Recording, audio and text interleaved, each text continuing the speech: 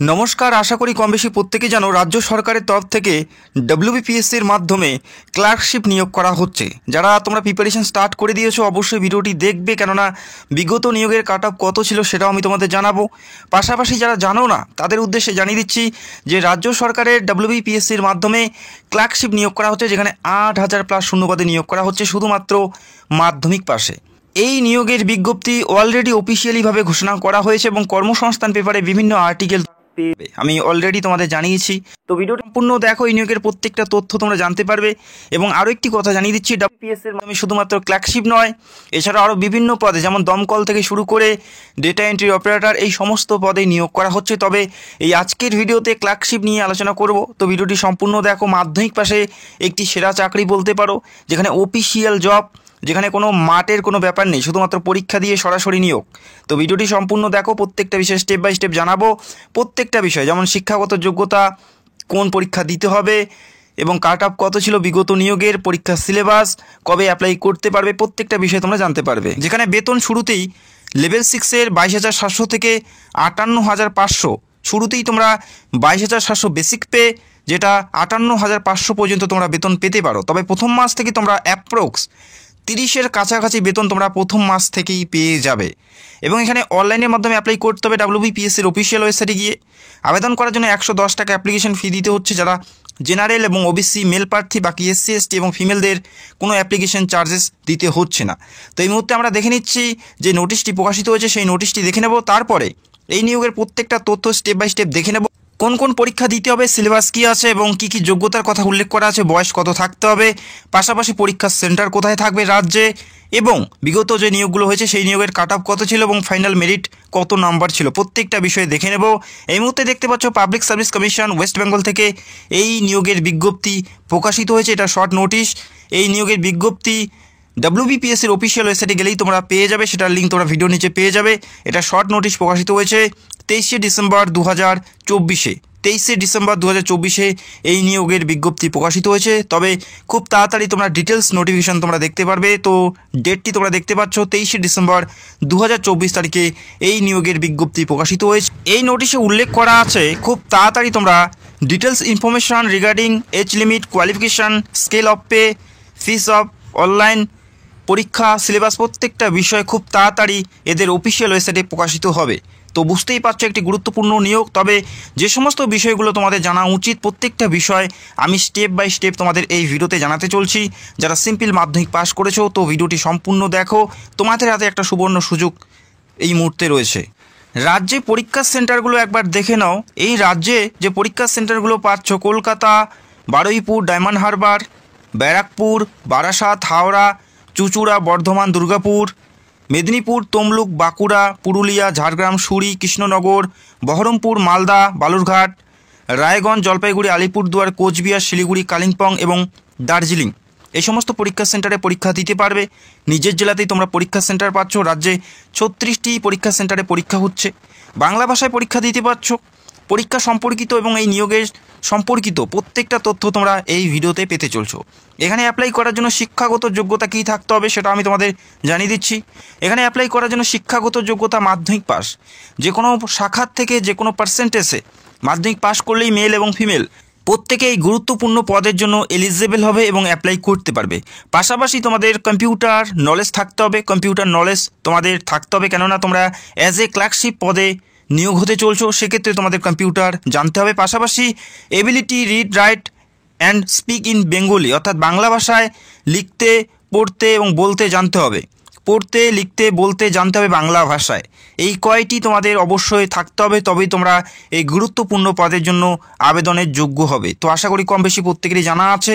এবং এখানে অ্যাপ্লাই করার জন্য বয়স সেটা দেখে নাও। এখানে অ্যাপ্লাই করার জন্য যেটা বয়স 1/1/2025 তারিখ অনুযায়ী তোমাদের বয়সটি ধরা হবে। 01/01/2025 তারিখ অনুযায়ী বয়সটি ধরা হচ্ছে। জেনারেল হলে 18 থেকে 40। অনেক নিয়োগের ক্ষেত্রে এই ঊর্ধ্ব সীমায় 30 বছর দেওয়া হয়, সেক্ষেত্রে এই নিয়োগের ক্ষেত্রে 40 বছর দেখতে পারবে। সেক্ষেত্রে তো যাদের পুলিশে অ্যাপ্লাই করার বয়স পেরিয়ে গেছে তাদের হাতে একটা সুবর্ণ সুযোগ এই মুহূর্তে আছে, ক্লার্কশিপ পদে নিয়োগ করা হচ্ছে। এসসি এসটি হলে 18 থেকে 45, তারা 5 বছরের ছাড় পাবে। ওবিসি হলে 18 থেকে 43, অর্থাৎ তারা 3 বছর বয়সের জন্য ছাড় পাচ্ছে। তো আশা করি তোমরা বুঝতে পারলে 1/1/2025 তারিখ অনুযায়ী তোমাদের বয়সটি এখানে ধরা হচ্ছে। এরপরে দেখে নিচ্ছি সিলেকশন প্রসেস কি আছে। সিলেকশন প্রসেস অর্থাৎ নিয়োগ প্রক্রিয়ার পদ্ধতি মানে কয়টি ধাপে করা হবে। প্রথম থাকবে রিটেন এক্সাম অর্থাৎ পার্ট 1, যেখানে এমসিকিউ টাইপের পরীক্ষা দিতে হবে। 4টা করে অপশন পাবে, সেখান থেকে সঠিক উত্তর তোমাদের বেছে নিতে হবে। 4টা করে অপশন পাবে, সেখান থেকে সঠিক উত্তর বেছে নিতে হবে। এই পরীক্ষায় যে সকল প্রার্থী পাস করবে তারা মেন এক্সামের জন্য ডাক পাবে, যেখানে ডেসক্রিপ্ট টাইপের পরীক্ষা দিতে হবে, অর্থাৎ সেখানে লিখে পরীক্ষা দিতে হবে। প্রশ্ন পাবে, সেখানে উত্তর তোমাদের নিজে লিখতে হবে, সেখানে কোনো অপশন পাবে না। তো এই দুটি পরীক্ষা তোমাদের দিতে হচ্ছে। এবং আরও একটি কথা জানিয়ে রাখছি, প্রথম যে পরীক্ষা সেই পরীক্ষা অবশ্যই তোমাদের পাস করতে হবে, তারপরেই তোমরা মেন পরীক্ষায় ডাক পাবে। এবং সর্বশেষ মেরিট লিস্ট এই দুটি পরীক্ষার যোগফল অর্থাৎ পার্ট 1 এবং পার্ট 2 পরীক্ষার যে প্রাপ্ত নাম্বার, দুটি নাম্বার যোগ করে যে নাম্বারটি আসবে সেই নাম্বার যাদের সর্বোচ্চ থাকবে তারাই কিন্তু এখানে সিলেক্টেড হবে। অর্থাৎ এখানে চাকরি পেতে গেলে প্রথম যে পরীক্ষা হচ্ছে সেখানে শুধুমাত্র পাস করলেই হবে না, যথেষ্ট ভালো নাম্বার নিয়ে পাস করলেই তোমাদের হাতে সুযোগ থাকবে। কেননা কম্পিটিশন এই মুহূর্তে কিন্তু অনেকটাই, এবং বিগত নিয়োগের কাট অফ কত ছিল এবং ফাইনাল মেরিটের নাম্বার কত ছিল প্রত্যেকটা বিষয়ে আমি তোমাদের জানাবো। তো ভিডিওটি অবশ্যই ধৈর্য সহকারে দেখো, কেননা একটি গুরুত্বপূর্ণ নিয়োগ রাজ্যে হতে চলছে। তো আশা করি প্রত্যেকের হাতে সুবর্ণ সুযোগ আছে। এই মুহূর্তে দেখে নিচ্ছি প্রথম যে পরীক্ষা পার্ট 1 সেই পরীক্ষার সিলেবাসটা দেখে নাও।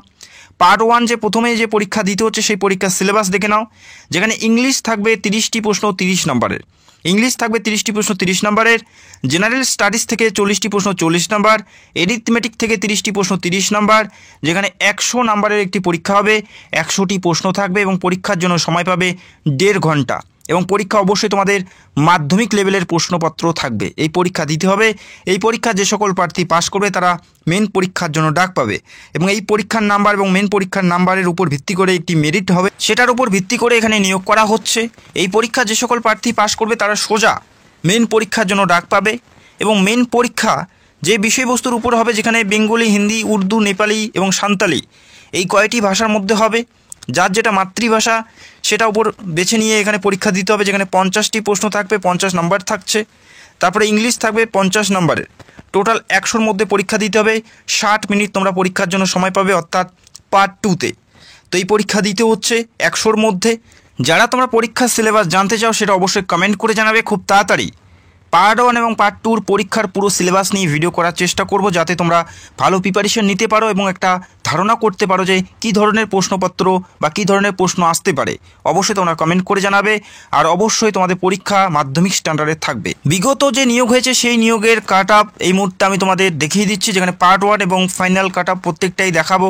যেখানে পার্ট 1-এর ইউআরের কাট অফ ছিল 100-র মধ্যে 65 নম্বর, এসসিদের ছিল 48.67, এসটিদের ছিল 29.67, ওবিসি এর ছিল 43 এবং ওবিসি বি ছিল 56.33। এটা 100-র মধ্যে পার্ট 1-এর কাট অফ। এবং ফাইনাল কাট অফ তোমরা দেখতে পাচ্ছ, অর্থাৎ ফাইনাল যে কাট অফ অর্থাৎ পার্ট 1 প্লাস পার্ট 2 মিলিত যে নাম্বার, অর্থাৎ সর্বনিম্ন যে নাম্বারে সিলেক্টেড হয়েছে প্রার্থী সেটা দেখে নাও। ইউআরএ ছিল 137, অর্থাৎ 65 থেকে 137 বিয়োগ করলে যে নাম্বারটি পাবে সেটাই কিন্তু তোমাদের মেন এক্সামের নাম্বার। দেখতেই পাচ্ছ 200-র মধ্যে কাট অফ। এসসির 123.67, এসটি 97.67 এবং ওবিসি এর 121.67 এবং ওবিসি বির 130.67। তো বুঝতেই পারছো কম্পিটিশন লেভেল অনেকটাই হাই কম্পিটিশন লেভেল আজ থেকে 5 বছর আগে। তো এই মুহূর্তে দাঁড়িয়ে 2025-এ কম্পিটিশন অনেকটাই বেশি থাকবে, কেননা প্রচুর সংখ্যক প্রার্থী এখানে অ্যাপ্লাই করবে, সেক্ষেত্রে কম্পিটিশন অনেক বেশি থাকবে। তো এখানে চাকরি পেতে গেলে যথেষ্ট প্রিপারেশন নিতে হবে, নিজেকে সেভাবে প্রস্তুতি নিতে হবে, দুটি পরীক্ষায় যথেষ্ট ভালো নাম্বার নিয়ে পাস করতে, তবেই তোমাদের হাতে সুবর্ণ সুযোগটি আসবে। তো যথেষ্ট ভালো প্রিপারেশন স্টার্ট করে দাও। অলরেডি শর্ট নোটিশ প্রকাশিত হয়ে গেছে, অর্থাৎ এই মাসে যে কোনো সময় তোমরা ফুল ডিটেলসের নোটিশ পাবে। তো হাতে বেশি একটা সময় নেই। তো যারা পরীক্ষার পুরো সিলেবাস জানতে চাও কমেন্ট করে জানাবে, এবং যারা চ্যানেলে নতুন দর্শক চাইলে অবশ্যই আমাদের চ্যানেলটাকে সাবস্ক্রাইব করে রাখবে। ভিডিওটি দেখার জন্য অসংখ্য ধন্যবাদ। Thank you so much.